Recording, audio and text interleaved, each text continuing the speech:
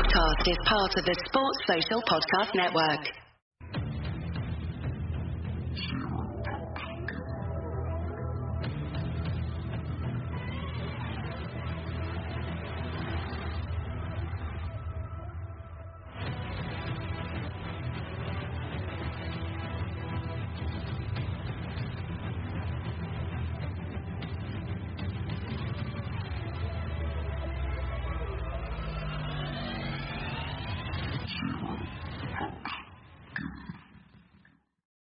Hello and welcome to Zero Pucks Given, the UK Ice Hockey Podcast. We're in partnership with Hockey Art Co, hockey clothing for hockey people, worn by the best and hated by the rest. Listeners to Zero Pucks Given get a 10% discount on everything site-wide at hockeyartclothing.co.uk. Just enter the code ZP10 upon checkout to get your discount. We are also sponsored by Manscaped, redefining the gentleman with top-of-the-range male grooming products. Listen out a little bit later for more details about Manscaped, where you can get 20% off plus free shipping on all Manscaped products when you use the code, all caps, 0pucks.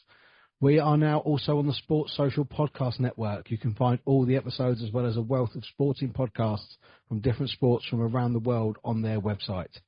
This is episode 80. I'm Ben. Welcome along. And we've got the match reports from an exciting weekend of South Cup action with a sprinkling of league fixtures, the exclusive Coaches Thoughts, Player of the Week, a look at the table, and next week's fixtures. Firstly, before we get to any of the NIHL 1 South, we've got to go with Team GB. The senior men's side have advanced to the final round of Olympic qualifiers for the 2026 Winter Olympics, which is absolutely incredible. The senior men, sort of stationed in Cardiff, beat China by 10-1. They beat Serbia by 11-0, and they beat Romania 7-4, which is just astonishing stuff from the senior men. Looking forward to that final round of Olympic qualifying now, where the lads have to try and get themselves to the next Winter Olympics. A tough group, but they can do it. The senior GB ladies also playing in a Four Nations tournament over in Copenhagen. Didn't fare quite as well as the men, unfortunately. The first game saw a 2-0 defeat by Italy. Incredibly attritional games of hockey, though, for the female team. A 5-1 defeat to Poland and a 3-2 defeat to the host Denmark. So 3 defeats for the ladies, but as I said, attritional games where they do work incredibly hard. And I think that the advancement of the game in this country is only going to help them ladies moving forward. And of course, next week we will be catching up with Rachel Cartwright, who was a part of that senior GB ladies squad for the Four Nations in Denmark. So with the international stuff all out of the way, let's discuss our domestic ice hockey. In the news, we have a little DOPS update after the Slough versus Chelmsford Cup semi-final. Luke Smittle has eventually been given a 6-game ban for cross-checking resulting in an injury. 4 games plus 2 games for breaching 10 penalty points. A bit of roster news that I missed last week as well. 16-year-old Ethan Taylor added to the Oxford City Stars roster for the remainder of the season. But the big news confirmed that just this weekend, just gone, is the playoff finals news.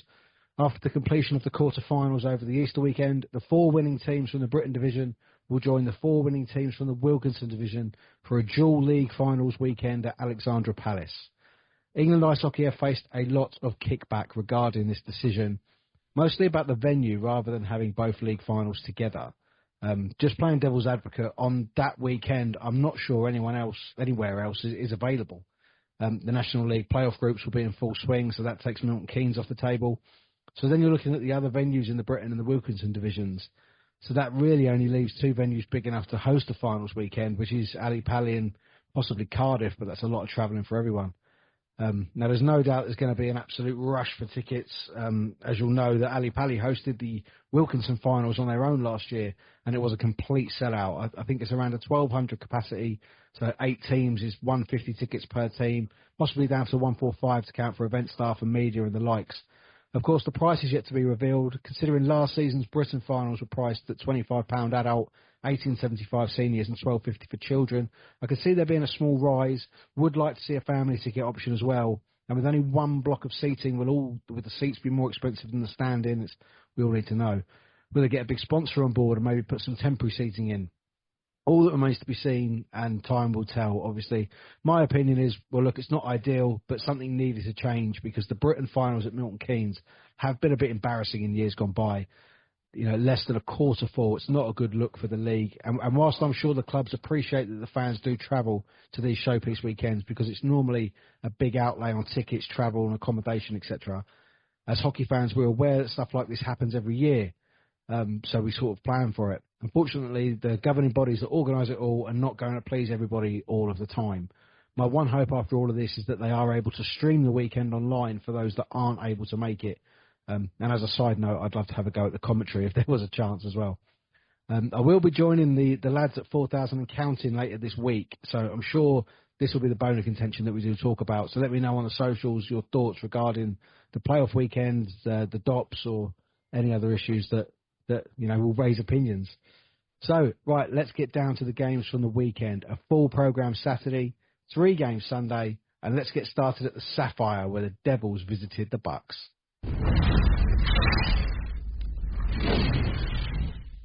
A rainy Romford evening as the Buccaneers welcomed the Devils, having defeated them a couple of weeks back in the League Cup. This league fixture started with a bang when Caps assisted Joe Tamarlin to make it 1-0. The home side doubled their lead when Kazakhs assisted TJ Anderson, who made it 2-0. The second saw a fight back from the visitors as Cooper and Campbell assisted Connor Hutchinson for 2-1.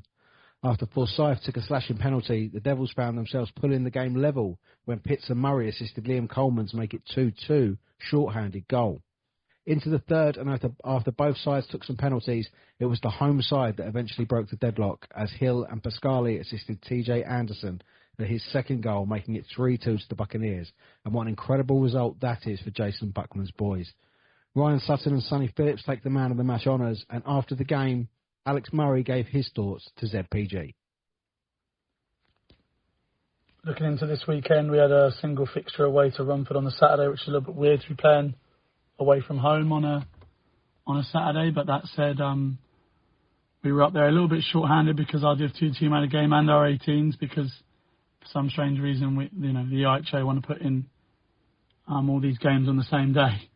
But we were a bit short, and we knew that the Raiders didn't have a game themselves in National, which naturally brought the likes of TJ Anderson to the game. But that said, we were still pretty confident, going into the game that we would be able to get a result. Went down 2-0 pretty quickly. 2 good shots, and one was a mistake from us that led to the goal. The other, a pretty good take on that. So we were playing catch up. But I'll be honest with you, from 2-0 down, I think we dominated from there on in. I think we had so many chances, and Sonny Phillips just pretty much stood on his head. I mean, the guy got man of the match. I think we were also not clinical enough. I think we didn't take our chances. We had a couple of empty nets, open nets. We had some high danger, scoring chances, which we didn't capitalise on. And it's the same old thing. Whilst we're pretty good at setting up on our power play and getting going, we just lack that killer instinct, I think. And when we got it back to 2-2, we're probably the favourites there, but an unfortunate mistake on our end led to their third, and they, credit to them, they held on. We pushed. At the end, I definitely thought we were going to get one, but Sonny was a complete brick wall, and credit to him and credit to Romford. They're a great outfit. The kids are, a really talented bunch over there, and yeah, they did great and deserved their win for holding on. The Riverside in Chelmsford doesn't often see Saturday night hockey with the Chieftains, so it's always a special atmosphere when it happens, boosted by a full away section of loud Invicta Dynamos fans for the South Cup tie, and a really even start to the game saw chances for both, but both goalies showing they were meaning business. The Chieftains did take the lead after a period of prolonged pressure when Grant Bartlett and the incredibly hard-working Tommy Huggett against his former team assisted Chieftains captain Alan Lack to fire past Ryder from the slot for 1-0 on 5:26. The home side kept the pressure on and doubled their advantage when Kieran Rayner collected a loose puck in the offensive zone to go mono-a-mono with Ryder and finished past him from the right circle for 2-0 on 7:02. A few minutes later, the Moes began to push back, creating some excellent plays between Laschek, Saw and Springer Hughes. And after winning the puck in the offensive zone, Scott and Laschek assisted from behind the goal to find Owen Dell to make it 2-1 on 10:31. The Moes had a power play chance on 17:39 when Tommy Huggett sat for 2 for charging, but the Chieftains killed off well. Into the second, and the Chieftains started on the front foot and forced Ryder into a series of incredible saves before extending the lead when Fillery assisted Kieran Rayner for his second to make it 3-1 on 26:12. Shortly after, Chelmsford were on the power play after Dan Scott kept hold of Alan Lack and in the resulting power play, despite not being able to pin the Dynamos into their own defensive zone, with the puck behind the goal, Damon Porter put the puck into the crease, where it hit Aaron Strawson's across the line for 4-1 on 29:35 power play goal. A small period of 4-on-4 after Rayner and Strawson took consecutive penalties for slashing and hooking respectively, but no further goals in the second.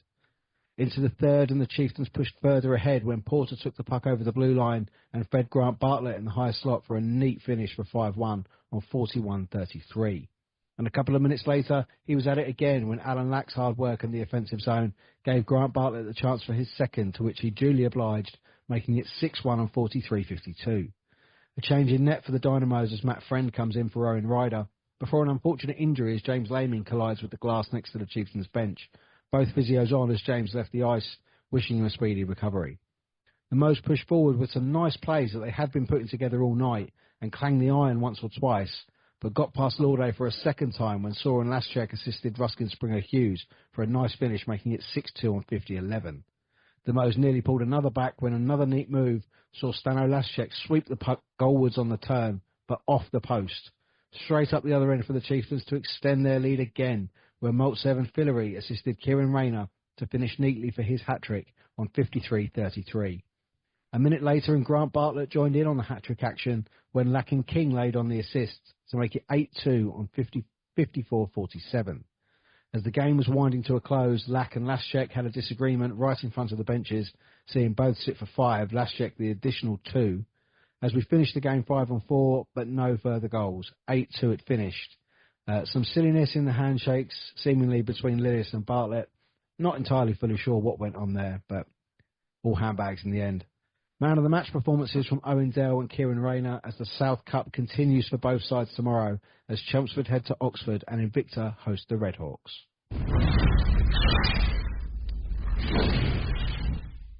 So to the high road Saturday as the top two in the league go toe-to-toe on the champions' ice, and it was the league leaders who took the lead through Ben Ely Newman when he put the loose puck through Massey's legs for 1-0 on 6:41. The Red Hawks were in the on the penalty kill later when Pitchley took 2 for interference on 12:44, but it was evened up when Adam Erskine took 2 for holding on 14:20. And after returning to full strength, the Red Hawks doubled their advantage when Watt and Bristol assisted last week's Player of the Week, Ziggy Beasley, to make it 2-0 on 15:16 power play goal. The period break was called 59 seconds early due to rink staff having to deal with blood on the ice after JJ Pitchley was involved in a collision, so the remaining time will be added on to the second, which started with a bang as the Slough Jets flew into high gear as Hemmings-Mayer and Erskine got into the danger zone to assist Christian Moore to make it 2-1 on 20:18. As the clock ticked over the 27-minute mark, it was a tied game when Holliker and Seb Moore assisted the league's top point scorer Jack Goodchild to make it 2-2 on 27:29. Streatham had another power play chance at Minter sat for slashing on 32:22. The Jets killed off and then both sides took penalty at the end of the period as Jacob Minter and Ben Ely Newman sat for 2 for unsportsmanlike conduct and charging respectively on 39:31. As the third started, a breakaway by Harvey Briggs saw him hauled down and earn a penalty shot, which he got up, dusted himself down to go one-on-one with Brett Massey, but the ref called no goal. Not entirely sure what happened, seemed a goal from some videos, but didn't seem a goal from others. No red light, both linos by the net, so no goal it was. Chances for both through the remainder of the period, but Massey and Milton equal to all. Into overtime we go as the home side put the early pressure on and even clanged the iron through Skokan, but from that the break by Slough saw Jack Goodchild end the game on 60:24. A spectacular comeback victory for the Chasers. Cave Humphrey and Briggs take the man of the match honours from an exciting precursor to the League Cup final. For Slough they host the Buccaneers on Sunday, while Streatham visit Invicta in the South Cup, knowing 2 points in next week's home game versus the Buccaneers will secure the league title and their place at Coventry at the end of April.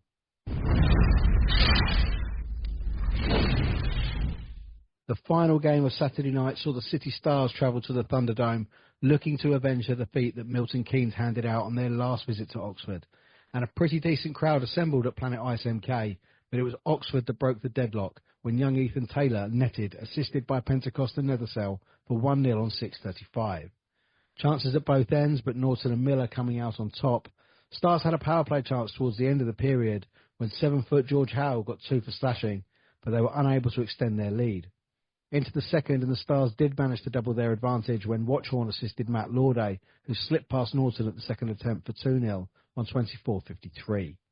The Stars then had a major penalty to kill when Ravenscroft received 5+ game for kneeing, but the Stars held strong for the full 5 and continued to give MK power play chances after Lauday and Mitchell both took seats, followed by Thunder's Julian Smith for cross-checking.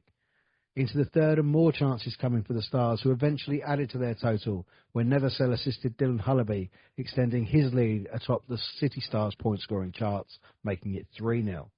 And the scoring was completed by Oxford when Hullaby and Danny Williams assisted Brad Watchorn, who was unmanned in front of the crease and collected a rebound to make it 4-0 to the City Stars, who avenged their previous defeat. Hickman for MK and Harding for Oxford take the man of the match honours, a shutout for the Stars, and they will head home to face the Chelmsford Chieftains on Sunday.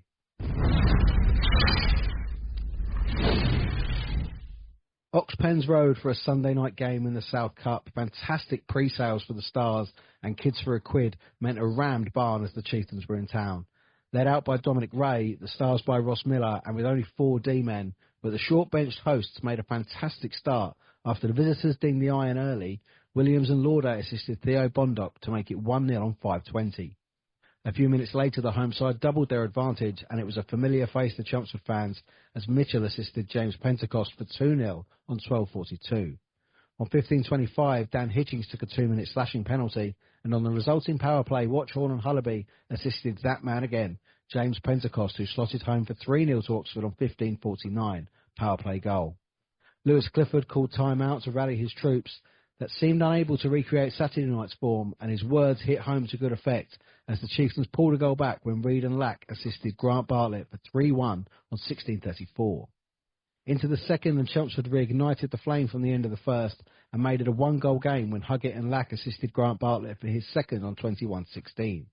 A few minutes later, and Grant Bartlett turned provider along with Lack to assist Tommy Huggett for his first Chieftains goal. He's been working incredibly hard since he arrived and truly deserves to get off the mark, making it 3-3 on 27:06. As Chelmsford continued to apply the pressure, they turned the game around when Jameson and King assisted Damon Porter to make it 4-3 on 31:16. Into the third, and it was like deja vu for the large crowd as Chieftains stepped up the tempo again as Huggett and Lack assisted Grant Bartlett for his second hat-trick of the weekend for 5-3 on 40:42.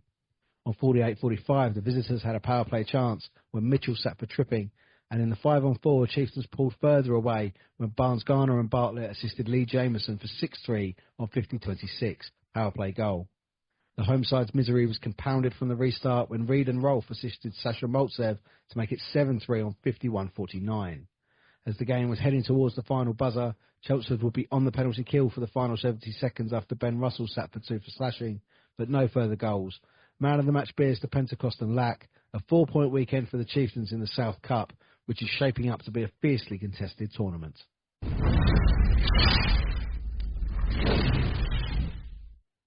To the hangar where the Romford Buccaneers landed in town and immediately made an impact as Tamarlin and Markey assisted the ever-impressive Brindley Caps to make it 1-0 on just 13 seconds. The Bucks had a power play chance when Christian Moore sat for hooking on 7:45, but failed to capitalise. The Jets then had a man advantage after Maguire sat for hooking on 10:05.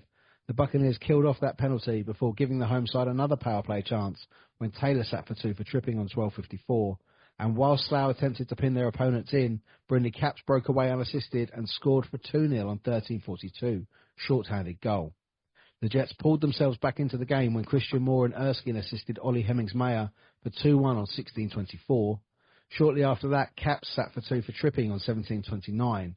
With Slough working the puck to find openings, it ended up with Jack Goodchild going unassisted for 2-2 on 17:49. Into the second, and Romford retook the lead when Kazaks and Hill assisted Tom Wilson for 3-2 on 25:02, but it didn't last long as the Jets hit straight back as Holliker and Seb Moore assisted Jack Goodchild for his second for 3-3 on 26:23. With some of the best point scorers in the league on show, this game was never going to disappoint. The Jets took a penalty when Harmon sat for 2 for cross-checking on 28:13, but the Jets returned the favour as Goodchild assisted Seb Moore to make it 4-3 on 30:08, short-handed goal. The Jets had to kill another penalty after Redmond sat for 2 for hooking, and with both teams even then, Tamarlin and Wilson provided for Artem Kazaks to make it 4-4 on 39:15. The start of the third saw early penalties on both benches as Cape Humphrey and Tamarlin both sat for hooking, but after both teams returned to full strength, the Jets took the lead again when Lindgren assisted Dylan Holliker to make it 5-4 on 44-28. From the restart, the Bucks pushed again, and as the ref's hand went up for a delayed penalty, Phillips headed to the bench as Canis and Wilson assisted Leo Markey to make it 5-5 on 45-08, delayed penalty goal. A couple of penalties and plenty of chances, but for the second night in a row for Slough, overtime beckoned, and just as they did on Saturday night, the Jets took the extra point when the Holy Trinity struck as Goodchild and Christian Moore assisted Seb Moore on 60-43 for 6-5. An exceptional game of hockey. Man of the match for Seb Moore did not catch the Buccaneers player, but after a whirlwind weekend, the Buccaneers head coach Jason Buckman gave his thoughts to ZPG. Yeah, I think a couple of really competitive fixtures at the weekend for the Buccaneers. Saturday at home against Solent. Quite a tight game. Didn't feel we had the best of second periods, but to go into the third at 2-2 and then come away with a 3-2 win will hopefully build a lot of confidence with the guys. Into Sunday, short benched away in Slough for the second time this year. Never easy. They roll four lines pretty much, and obviously they're full of energy, but it was a back and forth game, really competitive game. You know, we was up a couple of goals, they was up a goal. Eventually us going down 6-5 in OT, but like I say, that's the second time we've gone to Slough with a short bench, and the second time we've gone to OT in Slough as well. So if they're potential playoff opponents, I think the guys can take a lot away from those games, learn a lot, and push on for a strong finish to the end of the season. The final game of the weekend was down at the Stables, Planet Ice, Gillingham, as the Streatham Redhawks made the trip to the Invicta Dynamos for this South Cup fixture. The visitors got started quickly in the first, forcing chances, but Ryder equal to all. The home side also had chances, but Milton equal to all. The first goal came in the 15th minute when Ben Ely Newman assisted Ryan Watt on 15:03 for 1-0. As the period was winding to a close, Streatham doubled their advantage when Miles and Skokan assisted JJ Pitchley on 19:24. Into the second, as Streatham extended their lead further when Miles assisted Ethan Lane on 28:30. After the goal, Streatham were on the penalty kill after Painter sat for two for slashing on 31 flat. Invicta failed to score in the power play, but with both teams back at full strength, they pulled one back when their own little Holy Trinity struck, with Saw and Springer Hughes assisting Spano Laschek for 3-1 on 36:16. Streatham thought they'd extended their lead again, however the whistle had already blown, so the goal was disallowed. Into the third, and Invicta were on the penalty kill when Dan Scott was given two for charging on 40:26. And in that power play, the Redhawks made the Dynamos pay as Watt and Skokan assisted Luke Brittle for 4-1 on 41:25, power play goal. A little scuffle in the corner led to some penalties as Miles received 2+2 for roughing and Oliver received 2 for cross-checking for the Moes, both on 46:39. Richard Harris took a slashing penalty on 51:31, and again it was Luke Brittle on the power play, this time assisted by Jared Lane for 5-1 on 53:19. A couple of minutes later, and the game was dead and buried when Watt and Jared Lane assisted Ben Ely Newman for 6-1 on 56:06. On 57:40, Streatham took a bench penalty for too many men, and on the power play, Laschek assisted Owen Dell to make it 6-2 on 58:04, power play goal. That's how it stayed. Man of the match performances from Brittle and Laming. Good to see him back so quickly after the unfortunate injury in Chelmsford on Saturday night. But a disappointing weekend for the Invicta Dynamos. Their head coach Carl Lennon gave his thoughts to ZPG. Not too much to say about this weekend, aside from the fact that it was a pretty disappointing performance on both days from our side. We know we have to be better than that, and honestly, we can only really have ourselves to blame when it comes to it. On Saturday, I thought Chelmsford were the better team across the three periods. We had spells where we looked like we might get something going, but every time that happened, we kind of then fell into the trap of casual turnovers and misplaced passes, and ultimately that then resulted in them taking the advantage, and you can't do that against a good team, and certainly one that put up a good defensive display as well too. So generally a very poor Saturday night, and on Sunday think we started okay. We had pretty good intensity in the first period, but we're unfortunate to concede a couple goals, and that ultimately killed any momentum that we had. And any time we felt like we were getting back into it at 2-1, we then conceded a 3-1 goal, and the sort of energy and life was sapped from us, really. But we have to be more resilient than that, and that's the lesson I think we must take away from the weekend, is that, you know, when we suffer in adversity, we have to bounce back better and stronger than what we did this weekend. So look, we have to put that behind us. We have a big weekend ahead with a game down in Solent, which is obviously a challenge, bearing in mind the positions the two teams are in at the moment in the league. And, you know, we're going to be pushing very, very hard to get that win on the board next weekend. And, you know, I'm sure they will be too from their side. So looking forward to that and the week between, so that the boys can get ourselves back on track. And after a 3-point weekend, Streatham Redhawks player coach Ben Painter gave his thoughts. Yeah, we went into the game on Saturday playing Slough in the league. We know it's always going to be a tough game against that team. They're sat in the table where they are for a reason. They're fast and well drilled and got plenty of skill. So we went into that game and I think we started very well. I think we dominated the first period. Went into the period break 2-0 up, and I think we probably just got a little bit away from what we do well. Took our foot off the gas a little bit. They scored a quick goal beginning of the second or the end of the first, but obviously the period ended early because of blood on the ice. But they scored a quick goal at the start of the second, and I think we just kind of got away from what we do well. Let them back in the game, and then 2-2. I think the third period was better from us. It was very evenly matched, I think, up and down the ice, end-to-end game, and then into overtime, and we hit the bar. They come down and put the puck in the net, and that's just the way it goes. But they're a good team. They're very skilled, and they got some guys that can put the puck in the net. We know that, but we got a point out of the game, which in our league run right now it's good. We'll take that point, and then we look to Romford next week in the league for another 2 points and hopefully seal it up. But it was a good game of hockey actually, and I think it was if you're a spectator, it was probably a very good game to watch. And then we went into Invicta in the Britton Cup, and feels like we've played Invicta 500 times in the last 2 weeks, but I think we dominated that game from start to finish. Really, we went there with knowing that with nothing but 2 points, and they had a full roster, and we had a very short roster, and I think we dominated. We got back to what we do well. We were sort of doing the little things right. We kept it simple. It has to in that rink, because you can't play nice hockey on that rink because it just bounces. And I think we dominated the game start to finish, and the scoreline reflects that really.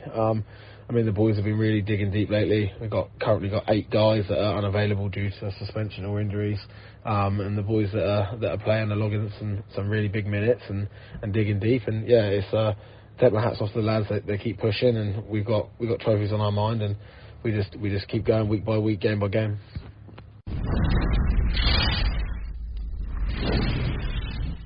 Well, after all the games were done, a cracking weekend again, it's time to have a look at who was the player of the week.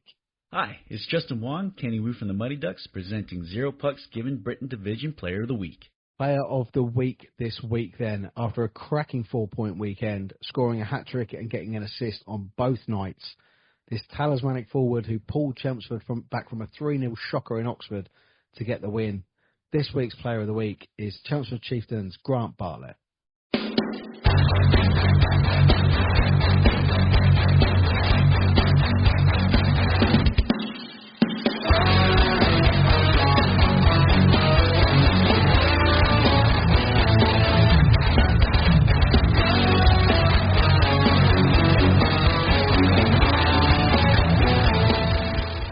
So now let's have a look at the table. Not many league fixtures in the Britton division this week, as we were getting to grips with the Britton Cup, the new South Cup. But there were a couple of league fixtures, so we will start at the top. And it's the Slough Jets. Played 28, won 20, lost 8, 40 points. They've now finished their league campaign, so their playoff position is out of their hands, but top after that overtime victory on the high road against the Red Hawks. The Red Hawks fall to second place, 23 played, so 5 games to go, won 19, lost 3, and 1 overtime loss, 39 points. Then a little gap back to Chelmsford Chieftains in third, played 24, so 1 more than the Red Hawks, 16 wins, 8 losses, 32 points. In fourth, the Solent Devils played 23, won 13, lost 9, 1 overtime loss, 27 points. And the Dynamos played 23, won 12, lost 8, 3 overtime losses, also 27 points. The gap is now a little smaller down to the Buccaneers, who do have a game in hand, played 22, won 8, lost 11, 3 overtime losses, 19 points. The City Stars picked up some points this weekend with their trip to MK. They've now played 25, won 4, lost 19, 2 overtime losses, 10 points. And sitting in 8th at the bottom is the MK Thunder. Played 20, so 8 games to play. Won 2, lost 18, 4 points, and creeping up towards the 200 goals conceded mark as well. So that is the Britton table. Let's have a look at the fixtures for the upcoming week. As we just said previously, obviously Slough have finished their league fixtures, so we'll just have some cup fixtures to play. And of course, that cup final coming up next week. But Slough will host Streatham on February the 17th for a 6:30pm face-off at the Hangar in the Britton Cup. The early face-off that day sees the Invicta Dynamos head to the Solent Devils for a league clash 5pm face-off down there. And the Chelmsford Chieftains head to the Thunderdome to face MK at 7pm. Sunday sees the Thunder travel to the Stables to face the Invicta in a 5:45pm face-off. 6pm at the Riverside for a charity game raising funds and awareness for Cancer Research UK as Chelmsford take on Slough in the Britton Cup. And the Red Hawks can wrap up the league title if they take 2 points from the Romford Buccaneers on Sunday at the High Road, 6:45pm. That's it then, all done. Episode 80 is in the bank. As I said earlier, later this week I'll be joining the guys Mark and Watty over at 4,000 and Counting. So we'll be discussing the NIHL 1 and 2 North and South playoffs. They did an episode about it a couple of weeks back. Didn't quite get all the facts straight, but they're all out there now for discussion. So I'll be giving more of my opinion on it over there.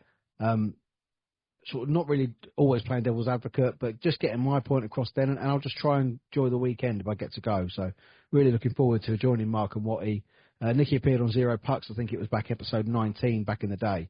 So yeah, really good to go and catch up with the boys. They are by far the biggest ice hockey podcast in the UK. So it's always great to check in with them and see how they are doing. Well, thank you so much for listening. Another shout out to everybody that's involved in Zero Pucks Given. Of course, the Sports Social Podcast Network. Absolutely delighted to be part of the largest sport podcast network in Europe. The Hockey Art Co, Mike and everyone there doing fantastic stuff. Incredible artistic clothing prints, incredible value as well. And don't forget to use the Zero Pucks Given discount code to get your 10% off, ZP10. And of course, the new sponsor, Manscaped. You can get 20% off plus free shipping all Manscaped products on their website. If you use the code, all caps, Zero Pucks, all one word, get your 20% off. Don't forget, boys, when you trim the bushes around the crease, the goal looks even bigger. So thank you once again for listening. Make sure you follow all the socials, subscribe on Spotify, Apple Podcasts and YouTube so that you don't miss a thing. Later this week, I've got another episode coming up with Streatham tough man Brandon Miles. There's been a notable theme with the questions coming in for Brandon, and I'm sure that'll be a good chat. We did catch up at the playoff finals last year, but obviously this time, a bit more time, we'll be having a bit of a deep dive behind the psychology of one of the most deadly smiles in the NIHL 1. So thank you once again for listening, and I will see you next time.